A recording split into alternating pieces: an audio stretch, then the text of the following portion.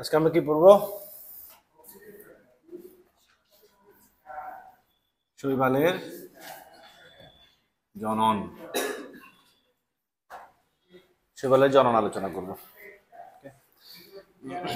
আমরা জানি শৈবালে কোন কোন ধরনের জনন হয়? 3 ধরনের জননই হয়, রাইট? 3 ধরনের জননই হয়। কি কি ধরনের জনন হয়? অঙ্গজ, অযৌন এবং যৌন জনন।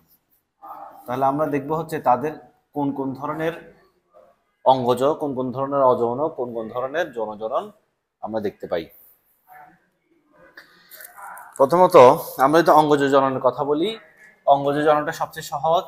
তাদের অঙ্গজ জননটা প্রধানত দেখা যায় হচ্ছে খণ্ডায়নের মাধ্যমে। খণ্ডায়ন কি জিনিস? ফ্র্যাগমেন্টেশন, কোন একটা খণ্ডিত হয়ে যাওয়া অংশ থেকে যদি নতুন একটা শৈবালের জন্ম হয় তখন সেটাকে আমরা খণ্ডায়ন বলি। হ্যাঁ, তাহলে শৈবালের ক্ষেত্রে আমরা কেবল অঙ্গজ জননের ক্ষেত্রে খণ্ডায়নের মাধ্যমে আমরা দেখতে পাই, তাই না? হ্যাঁ, আচ্ছা। এছাড়া আরো কিছু আছে, আরো কিছু জনন আছে। প্রথমটা হচ্ছে কি, তাহলে আমরা খণ্ডায়ন দেখলাম। আর একটা হচ্ছে কোষের বিভাজন। কোষের বিভাজন, ঠিক আছে? তাহলে কোষের বিভাজনটা কিরকম? একটা কোষ বিভাজিত হয়ে নতুন যে কোষটা তৈরি করবে সেই কোষ থেকে আরেকটা কি তৈরি হবে? শৈবাল তৈরি হবে। হ্যাঁ, এটা একটা।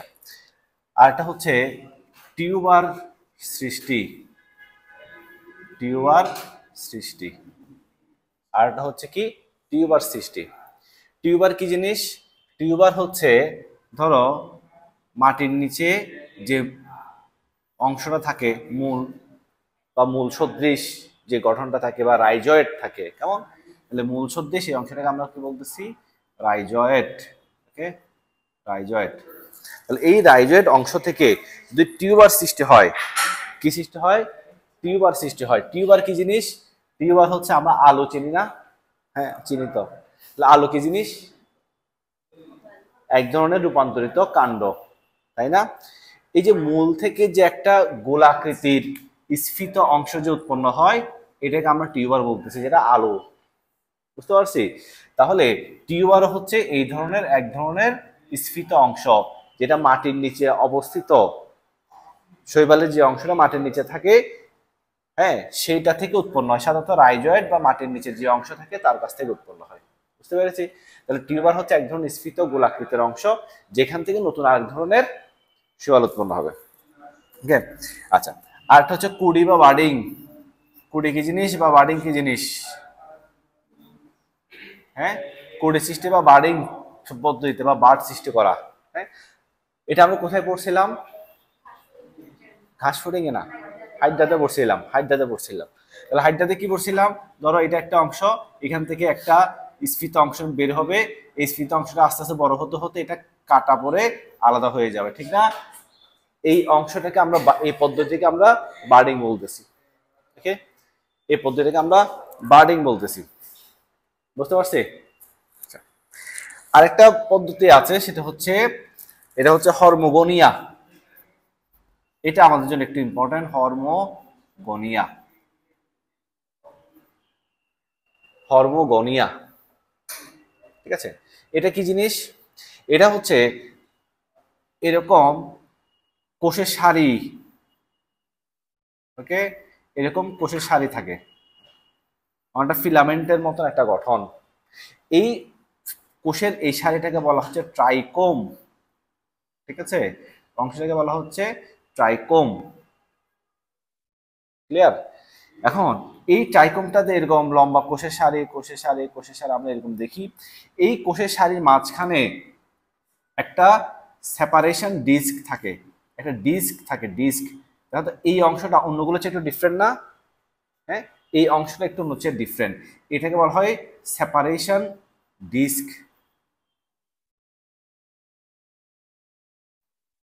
বুঝতে পারছি? আচ্ছা, এখন এই সেপারেশন ডিস্কটা যদি কোনো কারণে ডিজলভ হয়ে যায়, নষ্ট হয়ে যায়, তাহলে কি তৈরি হয়ে গেল? দুইটা খণ্ড তৈরি হয়ে গেল। আমরা দুইটা খণ্ড দেখেছিলাম, দুইটা খণ্ড, আরো একাধিক থাকতে পারে। সেপারেশন ডিস্ক অংশটা যদি ডিজলভ হয়ে যায়, নষ্ট হয়ে যায়, তাহলে ছোট ছোট কিছু খণ্ড তৈরি করে। হ্যাঁ, এই ছোট ছোট খণ্ডগুলোকে আমরা কি বলতেছি? হর্মোগনিয়া বলতেছি। এই ক্ষুদ্র খণ্ডগুলোকে আমরা বলতেছি হর্মোগনিয়া। এই হর্মোগনিয়া গুলা সরাসরি অঙ্কুরিত হয়ে নতুন কি তৈরি করতে পারে? শৈবাল দেহ তৈরি করতে পারে। এখন সবার কি সেপারেশন ডিস্ক থাকবে? ব্যাপারটা তেমন না। কারো কারো ক্ষেত্রে হয় কি, এই অংশটা কোন কারণে ভেঙে গেল, ওই যে খণ্ডায়নের মতন, হ্যাঁ, কোন অংশটা ভেঙে গেল, এই ভেঙে যাওয়া অংশ থেকে নতুন কি তৈরি হতে পারে? শৈবাল তৈরি হতে পারে। ওকে, আবার কিছু কিছু ক্ষেত্রে দেখা যায় এখানে আরো একটা বিশেষ গঠন দেখা যায়, সেটাকে আমরা বলছি একাইনিটি।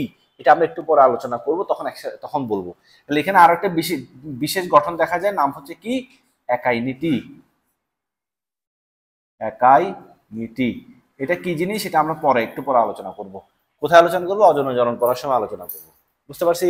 তাহলে আমরা প্রধানত খণ্ডায়নের মাধ্যমে দেখলেও আরো বিভিন্ন ধরনের দেখা যায়, বিভিন্ন শৈবালে বিভিন্ন ধরনের দেখা যায়। ওকে, আজকে আমরা একটা শৈবাল আলোচনা করব, এটা হচ্ছে ইউলোথ্রিক্স। হ্যাঁ, ইউলোথ্রিক্সের অঙ্গজ জনন হয় খণ্ডায়ন পদ্ধতিতে। ঠিক আছে, খণ্ডায়ন পদ্ধতিতে। বাকিগুলা কোষের বিভাজন, একটা কোষ বিভাজিত হয় আরেকটা কোষ, সেখান থেকে নতুন শৈবাল তৈরি হয়। টিউবার সৃষ্টি, টিউবার মানে আমরা বুঝতে পারছি মাটির নিচে যে অংশটা থাকে বা রাইজোম থাকে, তার কাছ থেকে স্ফীত গোলাকৃতি কিছু একটা অংশ তৈরি হবে, সেটা আমরা টিউবার বলতেছি। সেটা পরবর্তীতে নতুন শৈবালের জন্ম দিবে। কুড়ি বা বার্ডিং হচ্ছে শরীরের কোনো একটা অংশ থেকে স্ফীত অংশ তৈরি হবে, সেটা আলাদা হয়ে গিয়ে নতুন শৈবাল জন্ম দিবে। আর হর্মোগনিয়া হচ্ছে কি, সম্পূর্ণ অংশটাকে আমরা কি বলছি? ফিলামেন্ট সদৃশ গঠনটাকে আমরা কি বলতেছি? ট্রাইকোম বলতেছি। এর ট্রাইকোম গুলো মাঝে মাঝে কি থাকে? সেপারেশন ডিস্ক থাকতে পারে, একাইনিটি থাকতে পারে। কেমন? সেপারেশন ডিস্ক থাকতে পারে, একাইনিটি থাকতে পারে। সেপারেশন ডিস্ক অংশটা যদি ডিজলভ হয়ে যায়, নষ্ট হয়ে যায়, তাহলে যে ছোট ছোট খণ্ড তৈরি করে সেই প্রতিটা খণ্ডকে আমরা বলতেছি হর্মোগনিয়া। এবং সেপারেশন ডিস্ক আলাদা না হয়েও যদি একাইনিটিও নষ্ট হয়ে যায় বা একাইনিটি আলাদা হয়ে যায়, ভেঙে যায়, তাতেও কি হয়ে যাবে? খণ্ডগুলো আলাদা আলাদা হয়ে যাবে। আপাতত একাইনিটিকে আমরা কিছু বলি নাই কিন্তু, ঠিক আছে? একাইনিটি মনে করো মাঝখানে একটা কোষ, আপাতত মনে করো মাঝের একটা কোষ। আমরা আরেকটু অজন জনন যখন আলোচনা করবো তখন দেখবো এটা।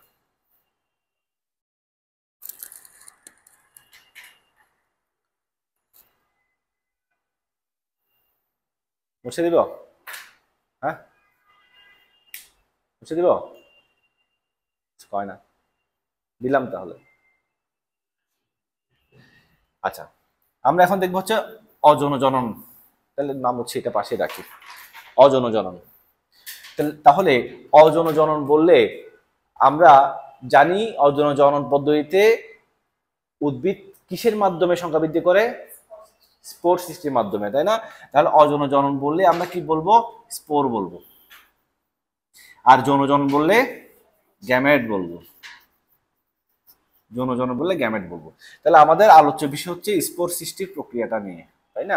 আচ্ছা, এখন স্পোর যেখানে তৈরি হয় সেই জায়গাটার নাম কি? স্পোরাঞ্জিয়া। স্পোরাঞ্জিয়া। তাহলে স্পোরাঞ্জিয়া, এই যে নাম এসেছে আঞ্জিয়া, একটা শব্দ আছে না, আঞ্জিয়া, আঞ্জিয়া, ঠিক আছে? হ্যাঁ, এই আঞ্জিয়া, এই আঞ্জিয়া শব্দটা মানে হচ্ছে থলি, থলি, ঠিক আছে? আমি এটা এটা বোঝার জন্য বলে রাখলাম। তাহলে যে থলির মধ্যে স্পোর উৎপন্ন হয় তার নাম কি হবে? স্পোরাঞ্জিয়া। যে থলির মধ্যে গ্যামেট উৎপন্ন হয়, গ্যামেটাঞ্জিয়া। আঞ্জিয়া যুক্ত হয়েছে গ্যামেটাঞ্জিয়া, যুক্ত সন্ধি করলে গ্যামেটাঞ্জিয়া হবে, তাই না? গ্যামেটাঞ্জিয়া হবে। তাহলে স্পোর উৎপন্ন হয় যে কোষের ভেতর, যে থলির ভেতর, তার নাম হচ্ছে স্পোরাঞ্জিয়া। যে থলির ভিতর গ্যামেট উৎপন্ন হবে সেই থলিকে আমরা বলতেছি গ্যামেটাঞ্জিয়া। ওকে, এখন এই স্পোরটা স্পোরাঞ্জিয়ার মধ্যে উৎপন্ন হয়। ওকে, যে স্পোরটা উৎপন্ন হয় সেটা আমরা বিভিন্ন ধরনের হতে পারে। এক এক ধরনের শৈবালে এক এক ধরনের স্পোর উৎপন্ন হয়। এখন আমরা কয়েক ধরনের স্পোর নিয়ে কথা বলবো। প্রথম যে স্পোরটা নিয়ে কথা বলবো সেই স্পোরটা হচ্ছে জোস্পোর। তাহলে নাম কি বললাম? জোস্পোর। তাহলে জো মানে কি? প্রাণী, তাই না? তাহলে প্রাণী সচল নাকি নিশ্চল? সচল। তাহলে প্রথম যে স্পোরটা নিয়ে কথা বলবো, সেটা হচ্ছে জোস্পোর। তাহলে যেহেতু নামের শুরুতে জো কথাটা আছে, সেহেতু এটা কি হবে? সচল হবে। তাহলে জোস্পোর হবে কি? সচল এক ধরনের স্পোর, সচল স্পোর। কেন এটা সচল হয়? কেন সচল হয়? কি থাকলে সচল হয়? ফ্লাজেলা থাকলে সচল হয়, রাইট। ফ্লাজেলা থাকলে সচল হয়। তাহলে ফ্লাজেলা আছে, তাহলে আবার ফ্লাজেলা আছে, ঠিক আছে, কয়টা করে আছে? সাধারণত 2 থেকে 4টা করে কি থাকে? ফ্লাজেলা থাকে। 2 থেকে 4টা করে ফ্লাজেলা থাকে। এখন তাহলে জোস্পোর কোথায় উৎপন্ন হবে? কোন স্পোরাঞ্জিয়া উৎপন্ন হবে? জোস্পোরাঞ্জিয়ামের মধ্যে তৈরি হবে, জোস্পোরাঞ্জিয়া। তাহলে আ বললে অনেকগুলা, আম বললে একটা, জোস্পোরাঞ্জিয়াম বললে একটা থলি, জোস্পোরাঞ্জিয়া বললে একাধিক থলি। বুঝতে পারছি? তাহলে স্পোর যেখানে উৎপন্ন হয় তার নাম হচ্ছে স্পোরাঞ্জিয়া, জোস্পোর যেখানে উৎপন্ন হয় জোস্পোরাঞ্জিয়া। ওকে, জোস্পোরাঞ্জিয়া। তাহলে জোস্পোর নিয়ে আমরা দেখলাম। এখন আরো কিছু আছে, কি বলছিলাম? সচল অযৌন জননে উৎপন্ন হয় আর কি একটা স্পোর। এটা সবগুলো স্পোর, কেমন? এগুলো সবগুলো স্পোর, বিভিন্ন ধরনের স্পোর উৎপন্ন হয়, বিভিন্ন ধরনের। ওকে, আরো এক ধরনের স্পোর এখন আমরা দেখব। সবার ক্ষেত্রে কি জোস্পোর উৎপন্ন হবে? না, কারো কারো ক্ষেত্রে অন্য ধরনের স্পোর উৎপন্ন হতে পারে। এখন জোস্পোর হচ্ছে সচল, দৌড়াদৌড়ি করবে এদিক সেদিক। এমন কিছু স্পোর উৎপন্ন হয় যারা কিনা সচল না। ঠিক আছে, এই ধরনের স্পোরকে আমরা বলি হচ্ছে অ্যাপ্লানোস্পোর। Aplanospore, aplanospore. ওকে, আচ্ছা, তাহলে অ্যাপ্লানোস্পোর কারা? অ্যাপ্লানোস্পোর হচ্ছে যারা নিশ্চল। তাহলে নিশ্চল হলে ফ্লাজেলা থাকবে? তাহলে ফ্লাজেলা নেই। তাহলে ফ্লাজেলা নেই মানে, তাহলে নেই মানে নেই, একটা দুইটা কোনোটাই নাই। ওকে, আচ্ছা, তাহলে অ্যাপ্লানোস্পোর হচ্ছে নিশ্চল এবং তার কোনো কি থাকে না? ফ্লাজেলা থাকে না। এখন কখনো কখনো প্রতিকূল পরিবেশে, প্রতিকূল মানে বুঝছি শৈবালের প্রতিকূল পরিবেশ কখন? হ্যাঁ, বুঝেন? বর্ষাকাল না, শুষ্ককালে, শুষ্ককালে যখন পানি থাকে না, শৈবালের জননের জন্য পানি দরকার, অত্যাবশ্যকীয়, তাই না? অধিকাংশ তো জলজ, অধিকাংশ জলজ না। আচ্ছা, তাহলে পানি যদি না থাকে তখন হচ্ছে কি তার খারাপ সময়। এই খারাপ সময়ে তাহলে সে স্পোর উৎপন্ন করে করে ঠিক আছে, স্পোর উৎপন্ন করে, তবে স্পোর উৎপন্ন করলেও সে কি করতে পারে না? সেটা জার্মিনেট করতে পারে না। সেটা সে জার্মিনেট করতে পারে না, মানে অঙ্কুরিত হতে পারে না আর কি। উৎপন্ন করলো, হ্যাঁ, কিন্তু প্রতিকূল সময় আসছে তখন সে আর কি করবে না? ডেভেলপমেন্টে যাবে না, অপেক্ষা করবে। আবার ভালো সময় পেলে তারপর সে কি করবে? অঙ্কুরিত করবে। এখন এই ধরনের অ্যাপ্লানোস্পোর গুলা, অর্থাৎ অ্যাপ্লানোস্পোর গুলা যখন, এটা একটা অ্যাপ্লানোস্পোর চিন্তা করলাম, এটা চারপাশে একটা পুরো আবরণ তৈরি করবে, পুরো আবরণ তৈরি করছে, ঠিক আছে? তাহলে এই পুরো আবরণ তৈরি করার কারণে সে প্রতিকূল পরিবেশের মধ্যে নিজেকে সুরক্ষা দিল না। এই গঠনটাকে বলা হচ্ছে হিপনোস্পোর। হিপনোস্পোর, তাহলে আরেকটা পেলাম হচ্ছে হিপনোস্পোর। তাহলে হিপনোস্পোর কি?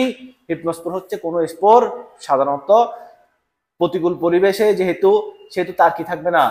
যে পানি নাই, সেহেতু ফ্লাজেলা থাকার প্রশ্নই আসে না। ওকে, ফ্লাজেলা নাই, বরঞ্চ নিজেকে সুরক্ষার জন্য সে কি করতেছে? তার চারপাশে একটা আবরণ তৈরি করতেছে, আবরণ তৈরি করে একটা স্পোর তৈরি করতেছে যার নাম হচ্ছে কি? হিপনোস্পোর। তাহলে হিপনোস্পোর কখন উৎপন্ন হয়? প্রতিকূল পরিবেশে। ওকে, প্রতিকূল পরিবেশে। তাহলে কে পূর্ব প্রাচীরটা তৈরি করে? কার বাইরে পূর্ব প্রাচীর তৈরি হয়? অ্যাপ্লানোস্পোরের চারপাশে, হ্যাঁ, পূর্ব প্রাচীর তৈরি হয়। অ্যাপ্লানোস্পোরের চারপাশে পূর্ব প্রাচীর তৈরি হয়।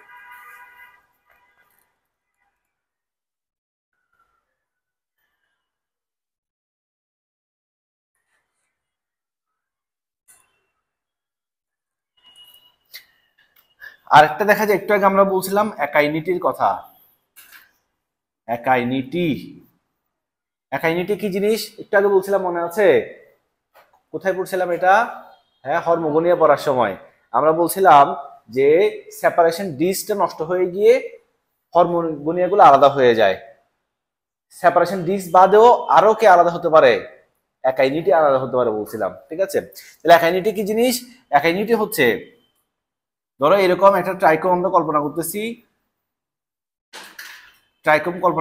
এর মাঝের কোনো একটা কোষ সম্পূর্ণ নিজেই একটা কিসে পরিণত হয়ে যাবে? একটা স্পোরে পরিণত হয়ে যাবে। মাঝখান থেকে একটা বড় স্পোর হয়ে গেছে, একটা কোষ একটা স্পোর, সম্পূর্ণ কোষটাই কিসে পরিণত হয়ে গেল? হ্যাঁ, একটা স্পোরে পরিণত হয়ে গেল। এটাকে আমরা বলতেছি কি? একাইনিটি। ওকে, ন এই যে সেপারেশন ডিস্ক, হ্যাঁ, অথবা কি থাকতে পারে? একাইনিটি থাকতে পারে, বুঝতে পারছি? এবং কোন কোন শৈবালের মধ্যে আরো একটা অতিরিক্ত গঠন দেখা যায়, একই সাথে দেখা যায়, সেটা হচ্ছে হেটারোসিস্ট।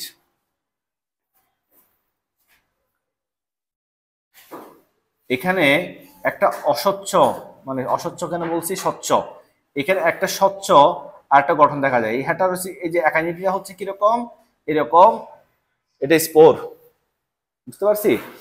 এটার পাশাপাশি আরেকটা এরকম গোলাকার স্বচ্ছ গঠন দেখা যায়। ওকে, তাহলে একই সাথে দুইটা জিনিস দেখতে পাচ্ছি। তাহলে একটার নাম হচ্ছে কি? এটা হচ্ছে একাইনিটি, এটার নাম হচ্ছে হেটারোসিস্ট। সিস্ট মানে কি? থলি। ওকে, তাহলে এরকম একটা সিস্টেমের মতো গঠন দেখা যায়, থলির মতন গঠন দেখা যায়। কোন শৈবালে এই ধরনের জিনিস দেখা যায়? সাধারণত নষ্টকের মধ্যে। নষ্টক শুনছেন আমরা নামটা? নষ্টক নামক শৈবালের মধ্যে আমরা কি দেখতে পাই? একাইনিটিও দেখতে পাই, হেটারোসিস্টও দেখতে পাই।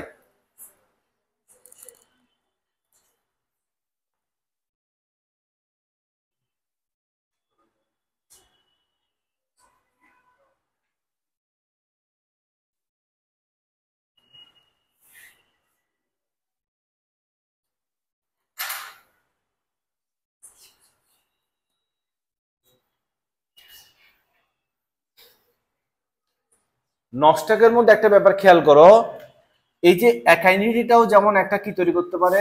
শৈবাল তৈরি করতে পারে।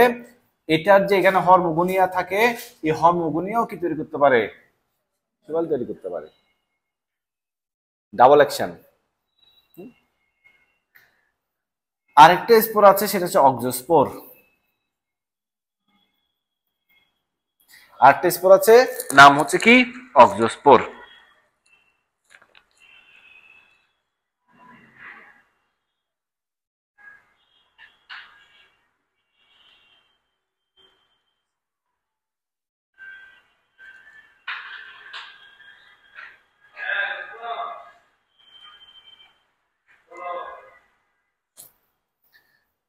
দেখছে?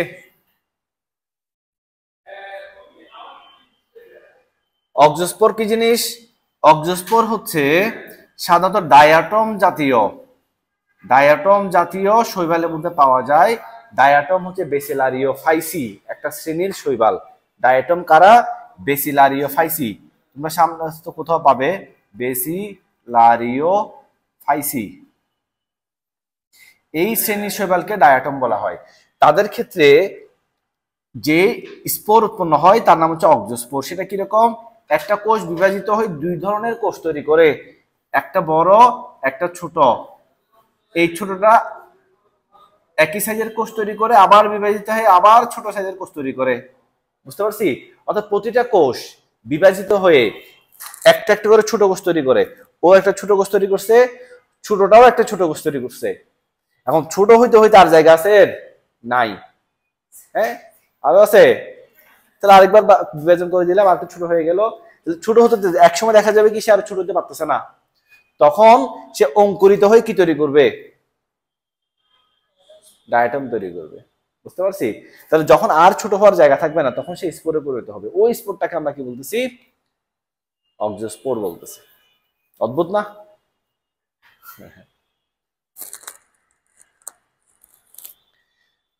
তাহলে আমরা কয়েক ধরনের স্পোর দেখলাম, জোস্পোর, অ্যাপ্লানোস্পোর, হিপনোস্পোর, অ্যাকাইনেটি, অক্সোস্পোর। তাহলে মুছে ফেললাম না?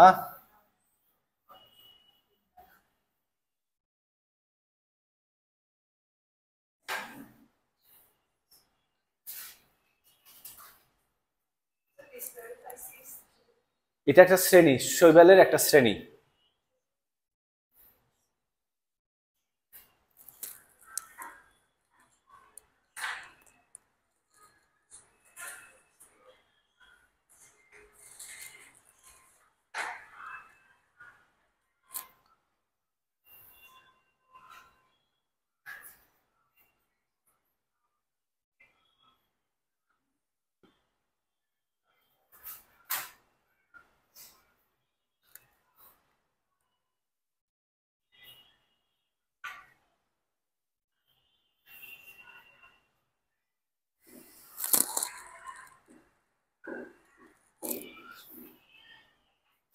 এখন আমরা দেখবো যৌনজনন। যৌনজনন কাদেরকে বলতেছি আমরা? যেখানে গ্যামেট উৎপন্ন হবে, তাই না? যেখানে গ্যামেট উৎপন্ন হবে। এখন যৌনজননকে আমরা দুইটা বিষয়ের উপর ভিত্তি করে আলাদা করতে পারি। একটা হচ্ছে সক্ষমতার উপর ভিত্তি করে, যৌনজননের সক্ষমতার উপর ভিত্তি করে, অর্থাৎ তারা যৌনজনন করতে পারে কি পারে না তার উপর ভিত্তি করে, ঠিক আছে? সক্ষমতা। তাহলে কিরকম সক্ষমতা? একটা হচ্ছে আমরা এটাকে বলছি হোমোথ্যালিক, আর একটা কি হেটারোথ্যালিক। হোমো শব্দের অর্থ কি? একই। থ্যালিক মানে থ্যালাস, থ্যালাস, হ্যাঁ রাইট, থ্যালাস। তাহলে একই ধরনের থ্যালাসের মধ্যে কি করতে পারে? যৌনজনন করতে পারে। তাহলে এটা সক্ষমতা না? একই একই থ্যালাসের মধ্যে তাহলে কি উৎপন্ন হবে? দুই ধরনের গ্যামেট উৎপন্ন হবে, দুই ধরনের গ্যামেট উৎপন্ন হবে। একই থ্যালাসের মধ্যে দুই ধরনের গ্যামেট উৎপন্ন হবে। তাহলে একটা মেল একটা ফিমেল, দুইটা গ্যামেট হবে এবং দুইটার মধ্যে কি হবে? নিষেক হবে। বুঝতে পারছি? তখন সেটাকে হোমোথ্যালিক বলতেছি। হেটারো কাকে বলি? ভিন্ন। থ্যালিক মানে থ্যালাস। তাহলে একই একই শৈবালের থ্যালাসে উৎপন্ন পুং গ্যামেটের সাথে স্ত্রী গ্যামেটের কি হয় না? নিষেক হবে না। তাহলে যে কোনো একটা, বুঝতে পারছি? তাহলে যে কোনো একটা থ্যালাসের মেল অথবা ফিমেল গ্যামেট, আরেকটা থ্যালাসের মেল অথবা ফিমেল গ্যামেট, তাদের মধ্যে ক্রস হবে। বুঝতে পারছি?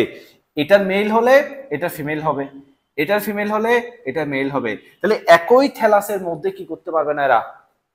নিষেধ করতে পারবে না। বুঝতে পারছি? যদি এমন হয় তাহলে সেটাকে আমরা কি বলবো? হেটারোথ্যালিক বলবো। বুঝি নাই? অর্থাৎ হেটারোথ্যালিকে কি লাগবে? দুইটা শৈবাল লাগবে।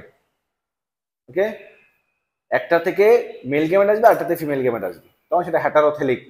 দুইটা ভিন্ন না, হেটারো ভিন্ন না, দুটো ভিন্ন। হোমো মানে হচ্ছে একই শৈবালের মধ্যেই মেল ফিমেল দুইটা উৎপন্ন হবে, দুইটার মধ্যে নিষেক ঘটানো যাবে। ক্লিয়ার? এখন আমাদের হচ্ছে জনন কোষের উপর ভিত্তি করে। জনন কোষ কারা? জনন কোষে আরেক নাম হচ্ছে গ্যামেট। জনন কোষে আরেক নাম কি? গ্যামেট।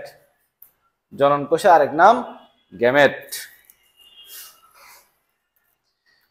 গ্যামেট আমরা কয় ধরনের পাই? তিন প্রকারের পাই, তিন প্রকারের। ঠিক আছে, তিন প্রকারের আমরা এখানে কি দেখতে পাই? যৌনজনন দেখতে পাই। প্রথমে হচ্ছে এক নাম্বার হচ্ছে আইসোগ্যামি।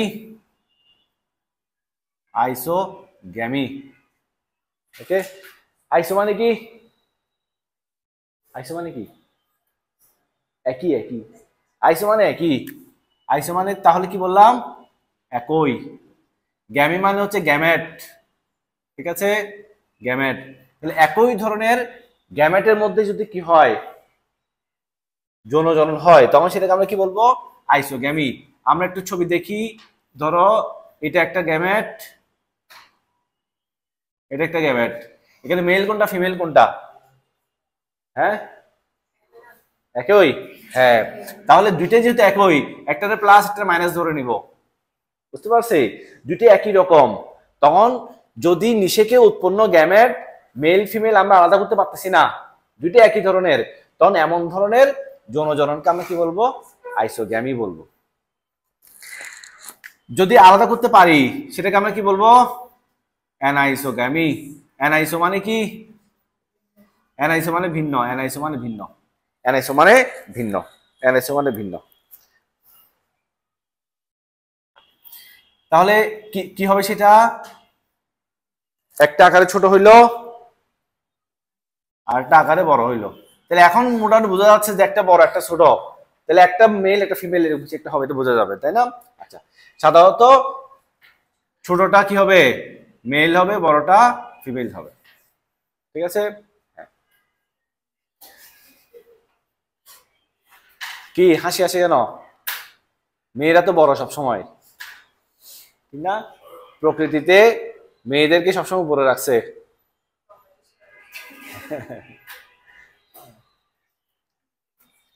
যেমন দেখবে যত উদ্ভিদ প্রাণী দেখি আমরা, ডিম্বাণু সবসময় আকারে বড় থাকে, সংখ্যায় কম থাকে, শুক্রাণু পরিমাণ বেশি থাকে, সাইজে ছোট থাকে, হ্যাঁ এরকম। 3 নম্বরে আমরা আরেকটা দেখি, সেটা হচ্ছে ওগ্যামি। হ্যাঁ, কি বললাম? ওগ্যামি। ওগ্যামি, ওগ্যামি কি জিনিস? ওগ্যামির ক্ষেত্রে হচ্ছে, ওগ্যামি হচ্ছে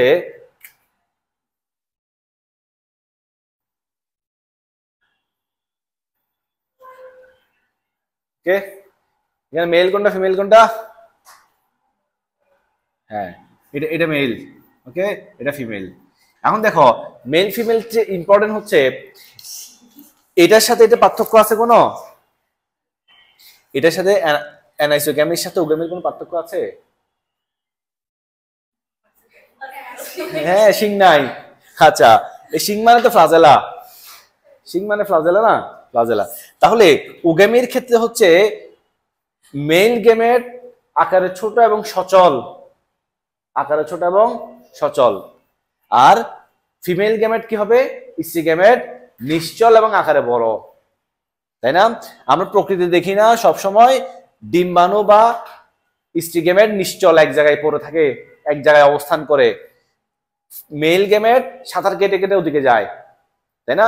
তাহলে এই যে 3 ধরনের যৌন জনন পদ্ধতির মধ্যে সবচেয়ে উন্নত যৌন জনন পদ্ধতি কোনটা? ওগ্যামাস। এটা হচ্ছে উন্নত যৌন জনন পদ্ধতি। তাহলে সবচেয়ে আদিম বা সবচেয়ে অনুন্নত যৌন জনন পদ্ধতি কোনটা? আইসোগ্যামি। তাহলে আইসোগ্যামি হচ্ছে সবচেয়ে আদিম বা প্রিমিটিভ যৌন জনন পদ্ধতি, আর সবচেয়ে উন্নত সেটা হচ্ছে ওগ্যামি যৌন জনন পদ্ধতি, বা ওগ্যামাস বলা হয় একত্রে। হ্যাঁ, ওগ্যামাসও বলা হয়, ওগ্যামাস, ওগ্যামাস বলা হয়।